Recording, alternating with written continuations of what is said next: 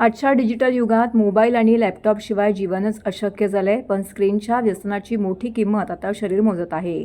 जिल्हा सामान्य रुग्णालयाच्या फिजिओथेरपी विभागामध्ये येणाऱ्या 50% रुग्णांना मानदुखी आणि कंबरदुखीचा त्रास असल्याचं निदर्शनास आलं आहे. चुकीची आसनशैली, सतत बसून काम करण्याची पद्धत, शारीरिक हालचालींचा अभाव आणि लठ्ठपणा या कारणांमुळे कण्यावरती ताण येतो आणि त्रास अधिक गंभीर होत जातोय. तासनतास संगणक व मोबाईल स्क्रीनकडे पाहत राहिल्याने मान आणि पाठदुखीच्या स्नायूंवरती ताण येतोय. परिणामी मानेत वेदना, चक्कर येणे, हातांना मुंग्या येणे, अशक्तपणा तर काही प्रमाणामध्ये पकड कमी होण्याची लक्षणे दिसत आहेत.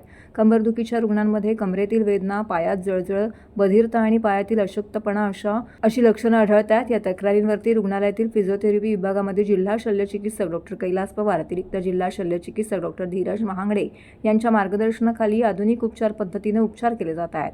विभागामध्ये दररोज साधारणतः 50 रुग्ण उपचारासाठी येत असून यापैकी अर्ध्याहून अधिक मान आणि कंबरदुखीचे असतात. तीव्र वेदनेच्या अवस्थेत रुग्णांना योग्य विश्रांती देऊन गरम थंड शेक, चुंबकीय, विद्युत, ध्वनिलहरी, लेझर आणि मणक्यांना ताण देणारे उपचार इथे दिले जात आहेत.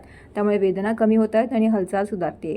त्यानंतर कण्याला आधार देणाऱ्या कोअर स्नायूंची ताकद वाढवण्यासाठी विशेष व्यायाम आणि थेरपींचा वापर केला जातोय.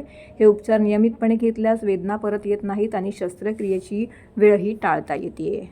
एकंदरीत सध्या जे आपल्या फिजिओथेरपी डिपार्टमेंटला जे सुसज्ज चांगलं डिपार्टमेंट आहे आणि चांगले रिस्पॉन्स पण मिळतो आहे. ते एक निदर्शनास एक गोष्ट इकडे आली की जे 50% रुग्ण जे येत आहेत जवळपास ते मानेचं दुखणं असेल, कमरेचं दुखणं आणि पाठीच्या कणाशी संबंधित जास्त आजार दिसत आहेत. मेनली आम्ही विचारलं, त्याच्यानंतर काम करणाऱ्या पद्धती लोकांच्या त्याच्यावर जेव्हा स्टडी केला तेव्हा वाटलं की एक्झॅक्ट काज काय आहे की एवढे पेशंट तरुण वयामधले मुलं लोक जास्त आहेत. तर आम्ही ते बघितलं. तर एकंदरीत जे आज सध्याची लाईफस्टाईल आहे, सिटिंग तुमचे पोश्चर्स आहेत, तुम्ही मोबाईल वापरता, दिवसभर कॉम्प्युटरवर बसलेले असतात काम करताना, ते पोश्चर आहे तेव्हा ते सपोर्ट जो असतो मणक्याला तो प्रॉपरली मिळत नाही आणि त्याच्यामुळे ह्या गोष्टी आणि रॉंग पोझिशन कंटिन्युअसली एका स्क्रीनवर कंटिन्युअसली बघत जातात एका पोझिशनमध्ये, त्याच्यावर स्नायू जे आहेत बॉडीचे अंगाचे त्याच्यात ताण पडतो आणि याच्यामुळे हे दुखणं सुरू होतं. आणि त्याच्यानंतर बऱ्याच अंशी जे आपला मेन बॉडीचा कणा आहे, जो पाठीचा कणा बोलूया किंवा ते स्पाईन बोलू त्याला, ते नेकपासून तर आपल्या कमरेपर्यंत याच्यावर काही त्याचे विपरीत परिणाम होतात.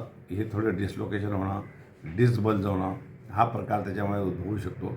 त्या सगळ्यात महत्त्वाची गोष्ट आहे की तुमची पोश्चर, बसण्याची तुमची पद्धत, चालण्याची पद्धत, बॉडी बॅलन्स करून ठेवण्याची पद्धत ह्या खूप महत्त्वाच्या आहे. परंतु आपण कामाच्या दगदगीत, तिकडे ते पडण्याच्या दगदगीत ह्या सगळ्या गोष्टी विसरतो आहे आणि त्याच्यामुळे हा सगळा प्रॉब्लेम निर्माण होतो आहे. तरी आम्ही ते एक सेशन घेतो लोकांना की बसल्याला कसं पाहिजे, ऑफिसमध्ये कसं बसायला पाहिजे, चेअर कशी असायला पाहिजे, स्क्रीनवर कंटिन्युअसली जे काम करणारे वर्क फ्रॉम होम ही जी पद्धत आहे त्याच्यामुळे ते कंटिन्युअसली लॅपटॉपवर बसवून खाली मान घालून हे लोक कंटिन्युअसली तासनतास काम करतात आणि नक्की त्याचा विपरीत परिणाम बॉडीवर होतो. तर या सगळ्या सवयी सोडून यांना ते वेगवेगळे लॅपटॉपला स्टँड येतात, कॉम्प्युटर डेस्कटॉप जो कॉम्प्युटर आहे तो जर वापरला, ते एक सर्टन हाईटला जर वगैरे ठेवलं आणि खुर्ची चांगली घेऊन त्याच्यावर प्रॉपर पोझिशन घेऊन जर आपण काम केलं तर नक्कीच ह्या गोष्टी कमी करू शकू. मेनली काही ड्रुपिंग शोल्डर्स व्हायला लागलेत आणि बाकीच्या काही बऱ्याच गोष्टी व्हायला लागल्या. पायाला आग होणं, पायाच्या स्नायू दुखणे, हे सगळेचं उगम जो आहे तो मणक्यातनं जाणारे जे मज्जातंतू त्याच्यावर प्रेशर पडल्यामुळे होतो. तर ही जर सगळी काळजी आपण घेतली तर नक्कीच आपण अशा आजारापासून दूर राहू. धन्यवाद.